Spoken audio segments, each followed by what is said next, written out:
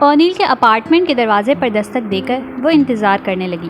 آج وہ 10 روز بعد اکاڑا سے واپس آیا تھا اور ان 10 روز میں اسے بخوبی اندازہ ہو گیا تھا کہ اونیل کے بغیر رہنا اب اس کے لیے ممکن نہیں تھا۔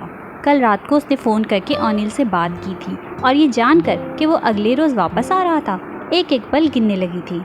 اونیل نے کالج سے چھٹی کے وقت ملنے کے لیے کہا تھا، لیکن وہ اس وقت تک انتظار کرنے کی متحمل نہیں ہو سکتی تھی۔ خود کو بہت سمجھانے بجھانے کے بعد وہ اونیل کے اپارٹمنٹ میں آنے سے باز نہیں رہ سکتی تھی۔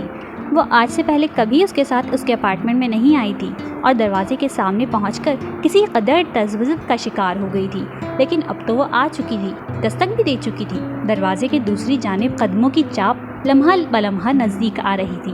اس کے دل کی دھڑکن تیز ہو گئی۔ دروازہ کھلا اور اونیل نے بے تکلفی سے اسے ہاتھ سے تھام کر اندر کھینچ لیا۔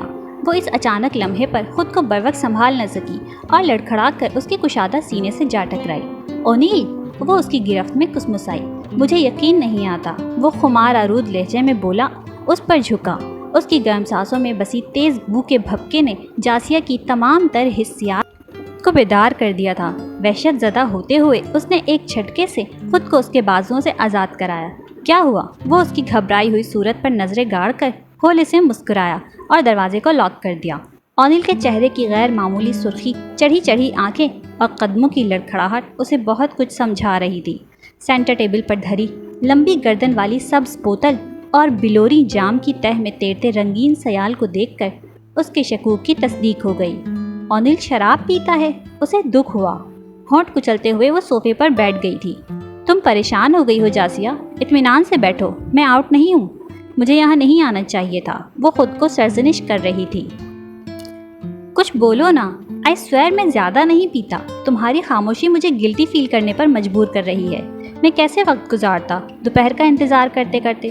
میں تو صرف اس اذیت ناک انتظار کی کوف دور کرنے کے لیے۔ کم آن یار، گھبرانے کی کیا بات ہے؟ اس کی آواز میں لہک تھی اور جملے بے ربط۔ میں پریشان نہیں ہوں، وہ فقط اسی قدر کہہ سکی۔ اونیل ذرا سا ڈول کر اٹھا اور اس کے پہلو کے ساتھ پہلو جوڑ کر بیٹھ گیا۔ اس کی آنکھوں میں تیرتے سرخ ڈورے جاسیہ کے حواس مختل کر رہے تھے۔ وہ آہستگی سے پرے کھسک گئی۔ تم اتنی خاموش کیوں ہو؟ میں نے کہا نا، میں سوبر ہوں۔ اس نے جھنجھلا کر ہاتھ جھٹکا۔ تمہارے آنے سے پہلے میں نے صرف 2 اسمال پیگز لیے تھے۔ میں نے تمہیں کتنا مس کیا، تمہیں ذرا بھی اندازہ نہیں ہے۔ میں نے بھی۔ جاسیہ نے دونوں ہاتھوں کی انگلیاں آپس میں پھنسائیں۔ وہ اپنے دل میں اونیل کے لیے خفگی یا غصہ تلاش کرنے کی کوشش کر رہی تھی، لیکن اسے کچھ بھی محسوس نہیں ہو رہا تھا۔ ہاں، وہ یہ ضرور سوچ رہی تھی کہ اونیل کی آنکھوں میں تیرتی سرخی نے انہیں اور بھی زیادہ خوبصورت بنا دیا تھا۔ چلو ٹیرس پر چل کر بیٹھتے ہیں، آج بہت دنوں بعد بھرپور دھوپ نکلی ہے۔ اونیل نے کندھوں سے تھام کر اسے صوفے سے اٹھایا۔ عمارت کے پچھواڑے گھاس کے میدان میں چوبی نشستوں پر بہت سے لوگ بیٹھے تھے۔ چمکیلی دھوپ مخملی سبز گھاس اور پتلیلی روش کو نکھار رہی تھی۔ تمہیں پتہ ہے جاسیہ، ایک ٹنڈ منڈ پیڑ کو گھورتے ہوئے اونیل نے اسے مخاطب کیا، شرابی خداوند کی بادشاہی میں داخل نہیں ہو سکتا۔ بائبل میں لکھا ہے۔ مجھے شراب بری لگتی ہے، لیکن کبھی کبھار خداوند کی بادشاہی میں۔ وہ زیر لبی میں بولنے لگا۔ ہم ایسے کاموں سے کیوں نہیں رکتے جن سے روک دیا گیا ہے؟ جاسیہ نے متعجب ہو کر اسے دیکھا تھا۔ تمہیں اپنا مذہب چھوڑنے پر دکھ ہوگا اونیل، کیا تمہیں لگتا ہے تم اس فیصلے پر قائم رہ سکو گے؟ اس نے ڈرتے ڈرتے پوچھا۔ اونیل نے نظروں کا زاویہ تبدیل کر کے ایک جاندار مسکراہٹ اس کی جانب جھالی تھی۔ مجھے صرف تمہیں چھوڑ کر دکھ ہوگا، تمہارے لیے جو کچھ بھی مجھے چھوڑنا پڑا چھوڑ دوں گا۔ مذہب تو ایک پھندے کی طرح ہماری گردنوں میں کس دیا گیا ہے۔ جو تابعداری مذہب مانگتا ہے وہ تو شاید سدھائے ہوئے جانور بھی نہ دکھا سکیں۔ تم نے کبھی سرکس دیکھا ہے؟ شیر ایک معمولی اور کمزور انسان کے احکامات کی تکمیل کرتے ہیں۔ تمہیں کیا لگتا ہے وہ اس آدمی سے خوفزدہ ہوتے ہیں؟ اس آدمی کے ہاتھ میں اگر الیکٹرک بیٹن نہ ہو تو شیر ایک لمحے میں اسے چیر پھاڑ دیں۔ مذہب وہ الیکٹرک بیٹن ہے اور مذہب کے ٹھیکیدار اسے ہراس پھیلانے کے لیے استعمال کرتے ہیں۔ چھوڑو، کوئی اور بات کرتے ہیں۔ وہ اب سنبھلا ہوا لگ رہا تھا۔ تم نے اپنی امی سے بات کی؟ اس کا سر نفی میں ہلا۔ میں کر لوں گی، جلد ہی کر لوں گی۔ اس نے گویا خود کو تسلی دی تھی۔ میری سالگرہ ہے اس تھرسڈے کو، میکڈونلڈ میں سیلیبریٹ کریں یا پی سی میں؟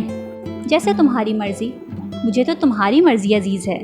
وہ مسکرا کر کسی انگلش گانے کی دھن پر سیٹی بجانے لگا تھا۔ اونیل نے کم از کم مجھ سے چھپانے کی کوشش نہیں کی۔ اس سے شادی کے بعد مجھے اس بارے میں پتہ چلتا تو شاید مجھے زیادہ دکھ ہوتا۔ وہ ڈور آئی سے مجھے دیکھ چکا تھا۔ وہ چاہتا تو شراب کی بوتلیں کہیں چھپا دیتا اور چاہتا تو دروازہ ہی نہ کھولتا۔ مجھے کیسے پتہ چل سکتا تھا؟ بہت سے لوگ شراب پیتے ہیں لیکن ان سب میں اعتراف کرنے کی جرت نہیں ہوتی۔ اونیل کتنا مختلف ہے۔ اس نے اپنے بارے میں کوئی بھی بات مجھ سے پوشیدہ نہیں رکھی۔ وہ خود ہی اونیل کی وکالت کر رہی تھی۔ ویسے بھی اس کا ذہن اس بارے میں کوئی فیصلہ کرنے سے قاصر تھا۔ اس کا دھیان اونیل کی سالگرہ پر لگا تھا۔ کوئی اچھا سا تحفہ خریدنے کے لیے اسے خاصی رقم چاہیے تھی۔ امی جیب خرچ کے نام پر ہفتے میں ایک آدھ بار 10-15 روپے اس کی ہتھیلی پر رکھ دیا کرتی تھی۔ اتنے پیسوں میں سے کچھ بچانے کا تو سوال ہی پیدا نہیں ہوتا تھا۔ اس کی زیادہ تر سہیلیاں بھی اسی کی طرح لوئر مڈل کلاس سے تعلق رکھتی تھیں۔ ان سے بھی ادھار ملنے کی توقع نہیں تھی۔ اونیل کو تحفہ دینے کے لیے وہ رقم کا بندوبست کہاں سے کرے گی؟ گھر آنے تک وہ خاصی متفکر ہو چکی تھی۔ اس نے توے کے نیچے آنچ دھیمی کرتے ہوئے مڑ کر دیکھا۔ اجی کچن کے دروازے میں کھڑا تھا۔ سویرے سویرے ہوٹل کی کالی چائے پی کر سارا اندر جل جاتا تھا۔ چل تیرے آنے کا کوئی فائدہ تو ہوا۔ اجی ڈبل روٹیاں بنانے والی ایک کمپنی میں ملازم تھا۔ وہ فجر کی اذانوں سے قبل گھر سے نکل جاتا اور کمپنی کے مقامی ڈپو جا کر ڈپو انچارج کی موجودگی میں گنتی کر کے مال گاڑی میں لوڈ کرواتا۔ تائی جان یا صدف کو اتنی جلدی جاگنے کی عادت نہیں تھی، اس لیے اسے ناشتہ کیے بغیر ہی رخصت ہونا پڑتا تھا۔ عائشہ فجر کی نماز پڑھنے کے لیے اس کے ڈپو جانے سے پہلے اٹھ جاتی تھی، سو اس کے لیے ناشتہ تیار کرنے کی ذمہ داری اس نے اٹھا لی تھی۔ اسٹیشن ہیڈ کوارٹر گیا تھا میں تیرے پاس کا پتہ کرنے کے لیے۔ وہ چوکی گھسیٹ کر بیٹھ گیا۔ کسی فوجی افسر کی سفارش چاہیے۔ سول بندے کو ویسے نہیں بنا کے دیتے گڈی کا پاس۔ پہلے بھی صدف کے واسطے مجھے بڑی بھاگ دوڑ کرنی پڑی تھی۔ اس کپتان صاحب کی پوسٹنگ ہو گئی ہے جس نے پہلے کام کروایا تھا۔ باقی تو کوئی تکلیف نہیں، پر کالج سے بس اسٹاپ پہنچنا بڑا مشکل ہے۔ تانگا کبھی ملتا ہے کبھی نہیں، کئی بار سالم تانگا کرنا پڑتا ہے۔ 15-20 روپے مانگتے ہیں تانگے والے، عائشہ نے روٹی توے پر ڈالتے ہوئے کہا۔ 1-2 روز صدف اس کے ساتھ پرائیویٹ بس پر گئی تھی، مگر اب وہ اکیلی ہی آ جا رہی تھی۔ پیسوں کی فکر نہ کیا کر، مجھ سے لے لیا کر جتنی ضرورت ہو۔ نہیں، پیسے ہیں میرے پاس۔ شرماتی کیوں ہے؟ میں کوئی غیر تھوڑی ہوں۔ وہ دھوئیں سے جھلستی دیوار کو دیکھنے لگی۔ اجی اٹھ کر چلا گیا تھا۔ جب وہ روٹی چنگیر میں رکھ رہی تھی تو اجی نے ایک شاپر لا کر اس کے سامنے رکھ دیا۔ پوچھے گی نہیں اس میں کیا ہے؟ وہ خاموشی سے رکابی میں سالن نکالتی رہی۔ اور کچھ بولا بھی کر، ہر وقت چپ نہ رہا کر۔ سوٹ لایا ہوں تیرے لیے، بازار گیا تھا، پسند آ گیا تو خرید لیا۔ دکاندار سے بات کر لی تھی کہ اگر سوٹ کا رنگ یا ڈیزائن پسند نہ آیا تو 3-4 دنوں میں بدلوا لوں گا۔ دیکھ تو صحیح تجھے پسند بھی ہے یا نہیں۔ اس کا ہاتھ شاپر کی طرف نہیں بڑھا۔ کھانا اجی کے سامنے چوکی پر رکھ کر وہ باہر جانے لگی کہ وہ اٹھ کر اس کے سامنے آ گیا۔ تو سمجھتی کیا ہے خود کو؟ اس کے لہجے میں تیز تھا۔ تم یہ سوٹ میرے لیے کیوں لائے ہو؟ اچھی لگتی ہے تو مجھے، اس لیے لایا ہوں، پر تجھ میں ہے کچھ نہیں، میں ہی آنکھ کا اندھا ہوں۔ اوئے تو ہے کیا شے؟ کیا ہے تجھ میں جس پر تو اتنا کرتی ہے؟ تیری آنکھوں میں یہ کالے سپولیے کنڈلی مار کے نہ بیٹھے ہوتے تو میں… اسے روتے دیکھ کر وہ خاموش ہو گیا۔ بیڑا غرق ہو ان آنسوؤں کا جو ہر دم بہنے کے لیے تیار ہوتے ہیں۔ اس نے ماتھے پر ہاتھ مارا۔ وہ سر جھکائے اس کے قریب سے گزرنے لگی، مگر وہ مزید پھیل کر کھڑا ہو گیا۔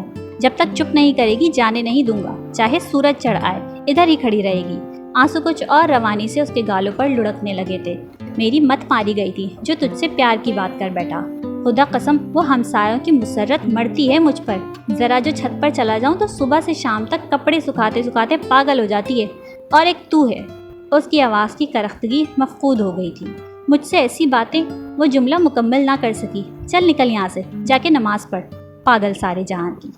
اس نے ایک طرف ہٹ کر راستہ دے دیا۔ وہ سوٹ صدف، آگ لگا دے اسے، وہ تلخی سے بڑبڑایا اور چوکی کو ٹھوکر مار کر چلا گیا۔ وہ چوکی پر بیٹھ کر اذان کا انتظار کرنے لگی۔ اسے معلوم تھا کہ اجی سے اس کی شادی متوقع تھی۔ ان کی برادری میں غیروں میں رشتہ کرنے کا رواج نہیں تھا۔ اماں ابا اور تایا جی کے درمیان ایک طرح سے بات طے ہو چکی تھی۔ تائی جان کی مخالفت کا سامنا نہ ہوتا تو شاید اب تک منگنی بھی ہو چکی ہوتی۔ اجی سے شادی پر اسے کوئی اعتراض نہیں تھا۔ وہ میٹرک پاس تھا، شکل و صورت اچھی تھی، ملازمت بھی کر رہا تھا۔ وہ بالکل ان پڑھ ہوتا، بدصورت ہوتا تو بھی اسے اس رشتے سے انکار نہ ہوتا۔ اس نے کبھی اس نہج پر نہیں سوچا تھا کہ کسی سے شادی کرنے کے لیے اس سے محبت ہونا ضروری ہے۔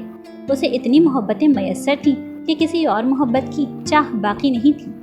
کنویں کی تہ میں اگنے والے پودے کو بارش کی آس نہیں ہوتی، وہ بھی ایسا ایک پودا تھی۔ प्रेम जल से तरारेज। बचपन से लेकर अब तक वो ऐसी मुकम्मल मोहब्बतों के घेरे में रही थी जिनमें रखना नहीं था, खोट नहीं था। अब्बा की मोहब्बत जो वो सर दर्द का दम करते हुए फूकों में भर भर कर पेशानी पर उंडेलते। अब्बा से दम करवाना उसे इतना अच्छा लगता था कि कई बार वो झूठ मूठ सर दर्द का बहाना कर देती। अब्बा माथे की जिल्द को चुटकी में भरकर जरा सा खींचते और छू छू करते जाते। वो आंखें बंद करके दुआ करती कि आज दम तवील हो जाए, अब्बा पढ़ते हुए बार बार भूलें। अम्मा की मोहब्बत जो वो देसी घी के पराठों, साग, भात और तरकारियों में घोल घोल कर निछावर करती। अम्मा के हाथ में जायका नहीं था। कई बार जब भिंडी का सालन लेसदार बनता या बोटियां कच्ची रह जाती, नमक मिर्च कम या ज्यादा हो जाता और उनमें से कोई मुंह थुताकर खाने से हाथ खींच लेता, तो अम्मा कहती, अल्लाह के कामों में किसका दखल है, लौंड डालते मेरा हाथ कांप गया। या कहती, कसाई ने बुढ़ा बकरा ज़िबा किया तो मेरा क्या कसूर। ये जुमले वो इतनी आजी से बोलती कि माने बिना चारा ना रहता। कनीस की मोहब्बत, आपा की मोहब्बत, उसे तो मुर्गी के चूज़ों और सेवती के बर्फ ऐसे सफ़ेद फूलों से भी मोहब्बत थी। और उन सब से बढ़कर अल्लाह की मोहब्बत, जिसके सामने सब मोहब्बतें हेज थीं। अजान की आवाज़ आने लगती तो वो एक एक हुर्फ गौर से सुनती, बुलावों का जवाब देती। उसे लगता कि इसे ख़ास तौर पर बुलाया जा रहा है। तफाखुर से उसकी चाल में इतराहट सी आ जाती। रोटी का हर लुक़मा तोड़ने से पहले बिस्मिल्लाह पढ़ती। उसे यूं बड़बड़ाते और नहायत आहिस्तगी से रोटी खाते देखकर अम्मा चिढ़ जाती। एक रोटी खाने में तुझे वरे लंग गए, बड़ी लुच्ची है तू। वो मुस्कुराए जाती, बिस्मिल्लाह पढ़े जाती। इस मोहब्बत के बाद उसे किसी और मोहब्बत की क्या ज़रूरत थी। उसका दिल मुतमईन था, कोई हलचल नहीं थी, तो वो क्यों गैर अहम और बेहकीकत चीज़ों के पीछे भागती। अजान शुरू हो गई थी। उसने रोटी दस्तरखान में लपेटकर हॉट पॉट में रखी, सालन देगची में डाला और बाहर निकलने लगी थी कि सदफ आ गई। उज्जी भाई खाना खाकर नहीं गए? नहीं। क्यों? वो तौलिए से हाथ पहुँचती उस चॉपर की तरफ बढ़ी जो अब तक वैसे ही फर्श पर धरा था। एक लम्हे के लिए आयशा का दिल जोर से धड़का। ये सूट वो तुम्हारे लिए लाए हैं? बड़ी बात है भाई, मेरा या अम्मी का ख्याल तो उन्हें कभी नहीं आया। उसकी आवाज़ में तंज की आमेजिश थी। किचन से आवाज़ें आ रही थी। लगता था उज्जी भाई गुस्से में है। क्या तुमको सूट पसंद नहीं आया? डिज़ाइन तो बहुत ज़बरदस्त है। वो कपड़े की तहें खोलकर देखने लगी। ये तुम रख लो सदफ, मैंने तो उज्जी से नहीं कहा। वो खुद ही, उसकी समझ में नहीं आ रहा था कि वो कैसे अपनी सफाई पेश करे। क्यों? मैं क्यों रख लूँ? तुम्हारे लिए लाए हैं तो तुम ही पहनो। अच्छा, मैं ताई जान से पूछ लूँगी, शायद उन्हें पसंद आ जाए। वो आहिस्तगी से कहकर मुड़ गई। नमाज को दे रही होगी। हाँ जी, नमाजें अपनी जगह। चुपती हुई आवाज़, तज़हीक आमेज़ लहजा। आयशा की आंखें डुबडुबा गईं। पता नहीं वो ताई जान से क्या कह दे। सारा दिन सोच सोच कर वो परेशान होती रही। इस जगह बैठने से ग्रेज करती रही जहाँ वो मौजूद होती, लेकिन उन्होंने इस बारे में कोई बात नहीं की थी। शाम को मैरी उससे मिलने के लिए आ गई। आपको घर कैसे मिला? उसकी अचानक आमद पर वो हैरत ज़दा थी। सदफ की एक क्लास फेलो से मालूम किया। मैं इधर कैंट आई हुई थी, सोचा तुमसे मिलती चलूं। उस रोज़ तुम बताए बगैर कहाँ चली गई थी? मैं सारे कॉलेज में ढूंढती फिरी। अनिल कह रहा था तुमको कोई लड़की बुलाकर ले गई थी। कम से कम मुझे बताकर तो जाती। आयशा ने उसकी बात का कोई जवाब नहीं दिया। बस पास बन गया तुम्हारा? नहीं जी, अभी तक तो कुछ नहीं हो सका। वो मैरी के लिए शरबत बनाने उठ गई। शोकेस से कांच के ग्लास और जग निकालते देखकर ताईजान उस पर बरस पड़ी। सारे घर में ये एक ही शीशे का सेट सालिम बचा है। सदफ की ससुराल से कोई आ जाए तो घड़ी की घड़ी सजावट के लिए रख देती हूँ। स्टील के गिलासों से बावर्ची खाना भरा पड़ा है, उनमें कौन से कीड़े पड़े हैं? या शीशे के गिलास में शरबत पिलाए बिना तुम्हारी नाक नहीं रहती? मैंने तो आज तक तुम्हारे घर से कांच के बर्तन में कुछ खा पी कर नहीं देखा। यहाँ आकर तुम लोगों के नखरे ही और हो जाते हैं। उनकी आवाज़ इतनी बुलंद ज़रूर थी कि साथ वाले कमरे में मौजूद मैरी के कानों तक पहुँच जाती। सुबह वाली बात का गुस्सा उन्होंने इस बहाने निकाला था। ये कैसे हो सकता था कि सदफ उनसे जिक्र ना करती? वो स्टील के ग्लास में शरबत डालकर शर्मसार सी मैरी के पास आ गई। वो कुछ देर बैठी आयशा से इधर उधर की बातें करती रही। वो उससे नज़रें मिलाने से गुरेज़ां थी, मगर मैरी ने इस बात का ज़रा सा भी एहसास नहीं दिलाया कि वो ताईजान की बातें सुन चुकी थी। यहाँ दराज में 2000 रुपये रखे थे, वो कहाँ हैं? इफ़त पिछले आधे घंटे में पूरा घर खंगाल चुकी थी। वो मुसलसल किताब पर नज़रें जमाए खुद को महवे ज़ाहिर करने में कोशिश थी। عفت نے گھر کا ہر کونا کھدرا کھوج لیا تھا، کچن میں، باتھ روم میں، کھڑکیوں کے پردوں کے پیچھے، صوفوں کی گدیوں تلے، ٹی وی ٹرالی کی درازوں میں، ہر جگہ دیکھنے کے بعد وہ رائٹنگ ٹیبل کی درازوں سے ایک ایک چیز نکال کر باہر اچھالنے لگی تھی۔ شاید تیسری یا چوتھی بار وہ ان درازوں کی تلاشی لے رہی تھی۔ یہیں رکھے تھے، اچھی طرح یاد ہے مجھے۔ ان کے چہرے پر ہوائیاں اڑ رہی تھیں۔ تمہیں ذرا بھی احساس نہیں ہے میری پریشانی کا؟ اسے لاتعلق بیٹھے دیکھ کر وہ پھٹ پڑی۔ اٹھو اور تلاش کرو۔ کہاں چلے گئے؟ میں پاگل ہو جاؤں گی۔ انہوں نے اس کے ہاتھ سے کتاب چھین لی۔ روزانہ ہی کوئی نہ کوئی چیز آپ رکھ کر کہیں بھول جاتی ہیں، وہ لاپرواہی سے بولی۔ آج کوئی نئی بات تو نہیں ہے؟ یہ کتاب مجھے دے دیں، میرا ٹیسٹ ہے کل۔ بھاڑ میں گیا تمہارا ٹیسٹ۔ کوئی آیا تو نہیں تھا میرے بعد؟ برابر والی آصفہ تو نہیں آئی تھی؟ پہلے بھی وہ پورا کٹلری سیٹ اٹھا کر لے گئی تھی بغیر بتائے۔ وہ تو نہیں آئی؟ ہاں، اسے جیسے کچھ یاد آ گیا تھا۔ پطرس آیا تھا کوڑا لینے کے لیے، میں تو باتھ روم میں چلی گئی تھی، شاید وہ یہاں آیا ہو۔ اس بدبخت کو اکیلا کیوں چھوڑا تم نے؟ لعنت ہو تمہاری عقل پر۔ پیسے یہاں ہوں تو مجھے ملے بھی، دراز میں سب سے اوپر رکھے تھے، کبھی ہو ہی نہیں سکتا کہ اس نے تلاشی نہ لی ہو۔ یا اللہ، وہ کرسی پر ڈھہ گئیں۔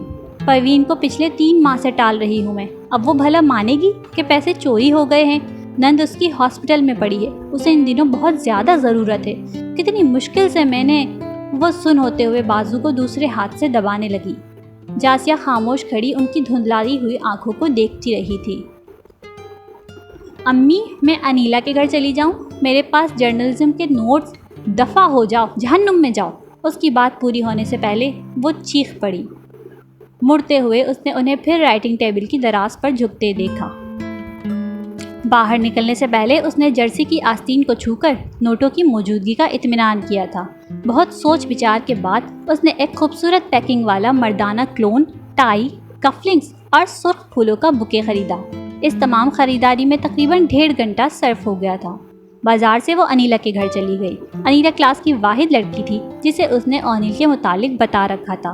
ساری چیزیں اس کے پاس رکھوا کر وہ واپسی کے لیے روانہ ہوئی۔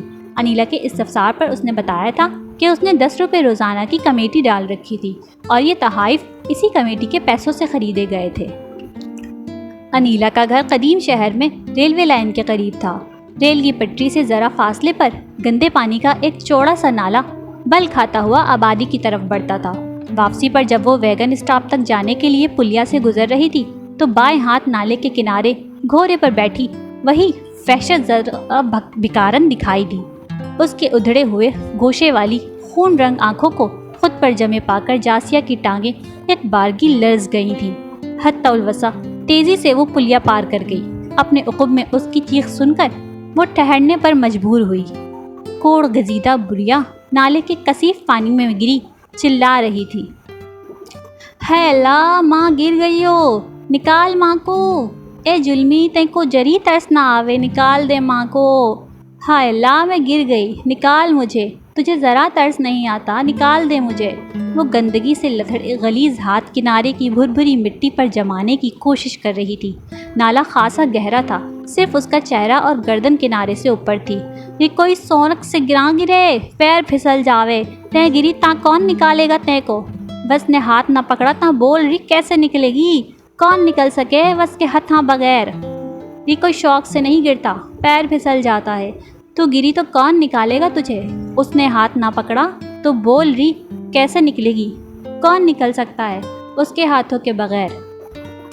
جاسیہ نے اس کے بھیانک چہرے کو سراسیمگی سے دیکھ کر منو وزنی قدم آگے بڑھائے۔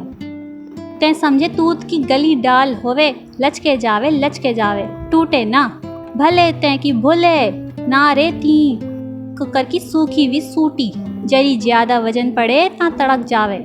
تو سمجھتی ہے تو شہتوت کی گیلی ڈالی ہے، لچکتی جائے گی، ٹوٹے گی نہیں۔ بھول ہے تیری بھول، ناری تو کیکر کی سوکھی ہوئی شاخ ہے، ذرا زیادہ وزن پڑا تو تڑک جائے گی۔ اس کی آواز جاسیہ کے تعاقب میں تھی۔ کوڑی اے کوڑی، بڑھیا نے مجنونانہ قہقہا لگایا۔ اے کوڑی ہے، یہ کوڑی ہے۔ وہ پیچھے دیکھے بنا لرزیدہ قدموں سے آگے بڑھتی رہی۔ بڑھیا کی سرسراتی ہوئی، رونگٹے کھڑے کر دینے والی آواز تا دیر اس کے کانوں میں گونجتی رہی تھی۔ آئینے کے سامنے کھڑی وہ ہر زاویے سے اپنا جائزہ لے رہی تھی۔ اس نے اپنا بہترین سوٹ پہن رکھا تھا اور پچھلے کئی منٹوں سے اس کی نگاہیں آئینے میں اپنا عکس پر جمی تھی۔ آج جمعرات تھی، وہ اونیل کے لیے تیار ہو رہی تھی۔ طے شدہ پروگرام کے مطابق اسے گھر سے کالج کے لیے نکلنا تھا۔ کل جو تحائف اس نے انیلا کے پاس رکھوائے تھے وہ کالج گیٹ پر انیلا سے وصول کرتی اور پھر مقررہ وقت پر اونیل اسے لینے آ جاتا۔ اس نے گھڑی میں وقت دیکھا، ابھی اس کے گھر سے نکلنے میں 1 گھنٹہ باقی تھا۔ وہ بہت جلدی اٹھ کر تیار ہونے لگی تھی۔ نیچے امی بھی اسکول کے لیے تیار ہو رہی تھی۔ وہ عموماً اس سے پہلے روانہ ہو جایا کرتی تھی۔ کال بیل کی آواز نے سوچوں کا تانا بانا بکھیر دیا تھا۔ کچھ دیر وہ انتظار کرتی رہی مگر امی کی طرف سے کوئی جواب نہ پا کر سیڑھیوں کی جانب بڑھی۔ وہ شاید باتھ روم میں تھی، اسی لیے دروازہ اب تک نہیں کھولا تھا۔ کال بیل دوبارہ بجی۔ وہ جھنجھلا کر تیزی سے سیڑھیاں اترنے لگی۔ ابھی وہ نیچے نہیں پہنچی تھی کہ امی دروازے کی جانب بڑھتی دکھائی دی۔ وہ وہیں سے پلٹ کر دوبارہ آئینے کے سامنے جم گئی۔ کیا ہے مجھ میں جس کی بنا پر اونیل مجھ سے محبت کرتا ہے؟ کچھ بھی تو نہیں۔ میری آنکھیں، اس نے پلکوں پر مسکارا لگاتے ہوئے خود کلامی کی، بالکل عام سی ہیں، کوئی خاص بات نہیں ان میں۔ میرے گال، اس نے رخساروں کو ہاتھ لگایا، ایسا چہرہ، ایسی رنگت تو ہزاروں لڑکیوں کی ہوگی، اس نے مجھے کیوں چنا؟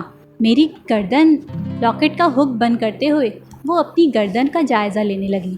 میری گردن خوبصورت تو ہے لیکن ایسی بھی نہیں کہ اونیل اس پر توجہ دے۔ وہ تو دیوتا ہے، میں کیا ہوں اس کے مقابل؟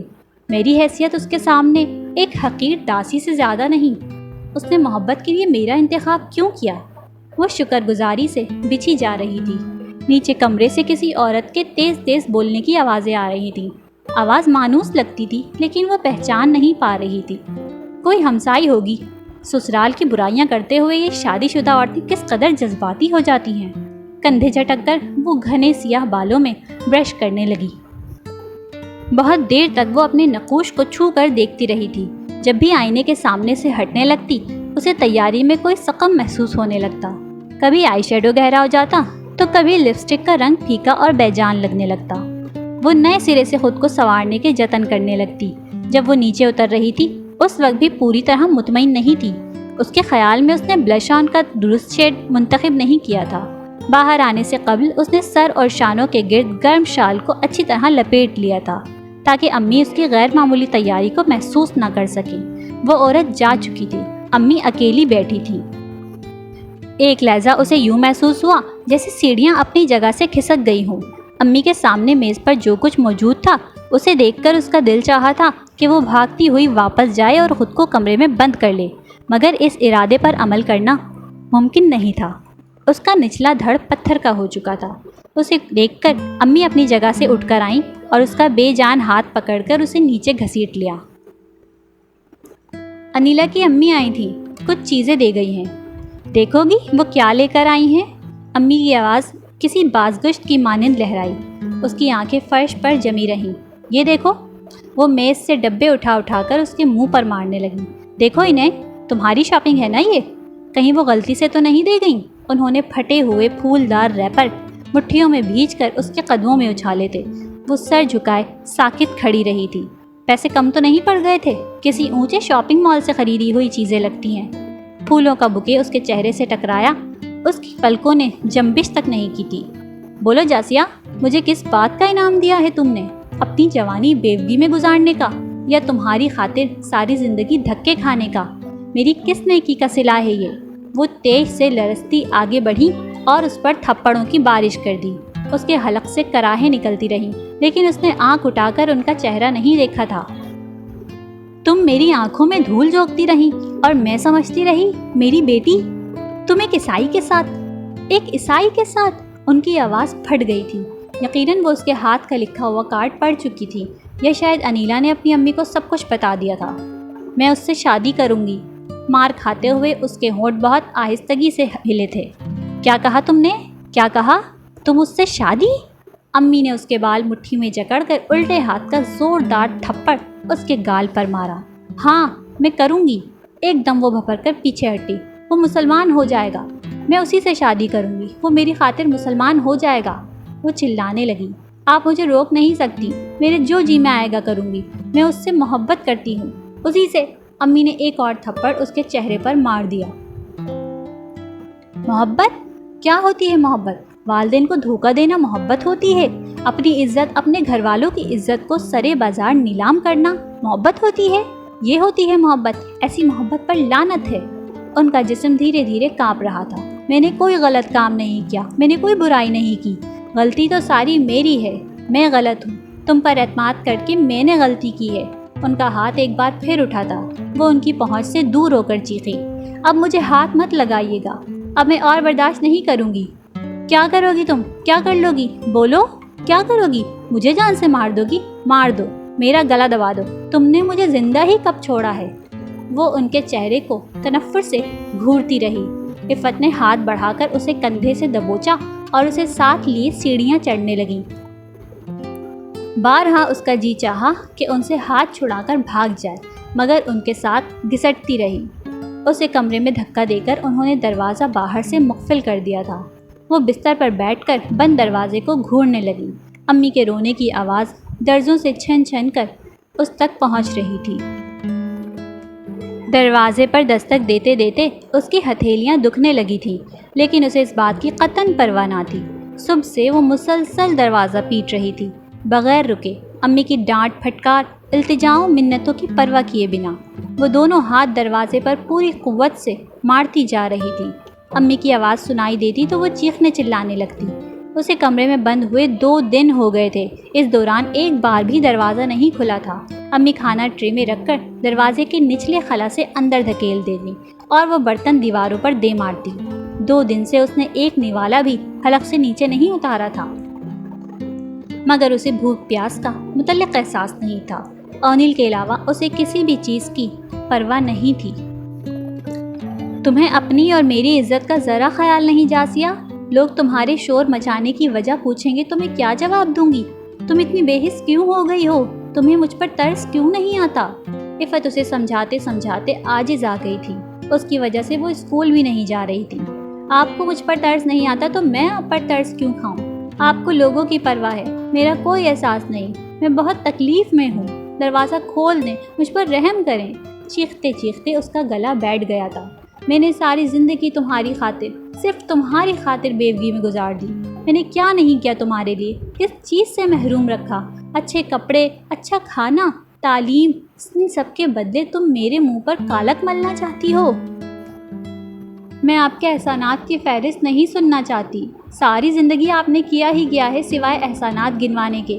اولاد کی خاطر تمام والدین یہ سب کچھ کرتے ہیں۔ آپ نے کوئی انوکھا کام نہیں کیا، اور کچھ کیا بھی ہے تو اس میں میری خواہش شامل نہیں تھی۔ میں نے آپ سے کوئی قربانی نہیں مانگی۔ آپ دوسری شادی کر لیتی، مجھ سے بھیک منگوا لیتی، آپ جیسے بھی رکھتی میں رہ لیتی۔ کاش آپ مجھے کچھ بھی نہ دیتی، لیکن مجھے انسان سمجھتی۔ اپنی اولاد سے تو جانور بھی پیار کرتے ہیں۔ آپ کیسی ماں ہیں؟ آپ مجھے تکلیف میں دیکھ کر خوش ہیں؟ اس کی آواز میں آنسوؤں کی نمی شامل ہو گئی۔ عیسائی سے شادی کرو گی؟ اس کا مطلب جانتی ہو تم؟ تمہیں اللہ سے خوف نہیں آتا؟ اللہ کا خوف؟ آپ کو اللہ کیسے یاد آ گیا امی؟ آج کیسے آپ نے اس کا نام لے لیا؟ میں نے کبھی آپ کو نماز پڑھتے نہیں دیکھا، ساری زندگی آپ نے اس کا ذکر نہیں کیا، اور اب آپ مجھے اس کا خوف دلا رہی ہیں۔ آپ نے تو مجھے لوگوں سے ڈرنا سکھایا ہے، معاشرے سے خوف کھانا سکھایا۔ اللہ سے ڈرانا تو آپ بھول ہی گئیں۔ اب میں کیسے ڈر جاؤں؟ میں کوئی گناہ نہیں کر رہی، وہ مسلمان ہونے کو تیار ہے۔ آپ کو عیسائی سے شادی کرنے پر اعتراض ہے نا؟ جب وہ اپنا مذہب ہی چھوڑ دے گا تو آپ کس لیے مجھے روک رہی ہیں؟ آپ کو اعتراض ہے تو میری خوشی پر، اعتراض ہے تو صرف اس بات پر کہ میں نے اپنے بارے میں خود فیصلہ کیوں کر لیا، آپ کے سامنے سر جھکا کر کیوں نہیں بیٹھی رہی۔ یہی بات آپ کو دکھ دے رہی ہے نا؟ آپ سے برداشت نہیں ہوتا کہ آپ کی بیٹی اپنی پسند سے شادی کر لے۔ مذہب کا تو محض ایک بہانہ ہے کہ میں کسی غیر مسلم سے شادی کرتی تو بے شک آپ مجھے روک لیتی، لیکن میں تو مسلمان سے شادی کروں گی۔ تم پاگل ہو گئی ہو، لیکن میری عقل ابھی سلامت ہے۔ میں تمہیں یہ منمانی ہرگز نہیں کرنے دوں گی۔ اور کان کھول کر سن لو، اگر تم نے اونیل سے ملنے کی کوشش کی یا وہ ہمارے گھر آیا تو میں پولیس میں اس کے خلاف رپورٹ کر دوں گی۔ ان کے قدموں کی چاپ کو دور ہوتے ہوئے سن کر جاسیہ پھر سے دروازہ دڑدڑانے لگی۔ آپ اللہ کی بات کرتی ہیں؟ اللہ تو جبر کرنے کو نہیں کہتا، وہ تو نہیں کہتا۔ اس نے اسٹول اٹھا کر دروازے کی سمت اچھال دیا اور فرش پر گر کر رونے لگی۔ زندگی میں پہلی بار اسے اپنی ماں سے نفرت محسوس ہو رہی تھی۔ دنیا کا ہر وہ شخص اس کا دشمن تھا جو اس کے اور اونیل کے درمیان آ جاتا۔ اس نے میرا کتنا انتظار کیا ہوگا اور مجھے نہ دیکھ کر کس قدر مایوس ہوا ہوگا۔ وہ دھندلی آنکھوں سے دیواروں پر ریگتی مزمل زرد روشنی کو دیکھنے لگی۔ پتہ نہیں اس نے کیا سوچا ہو، وہ صرف میرے لیے تو واپس آیا تھا۔ دیواریں پانی میں ڈوبنے لگیں۔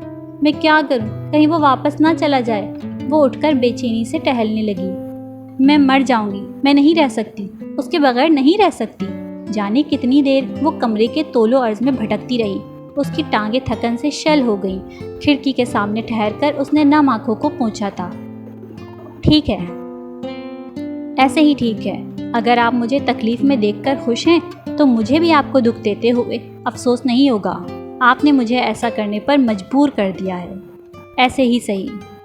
وہ کھڑکی کی جالی پر ہاتھ پھیلائے بڑبڑانے لگی۔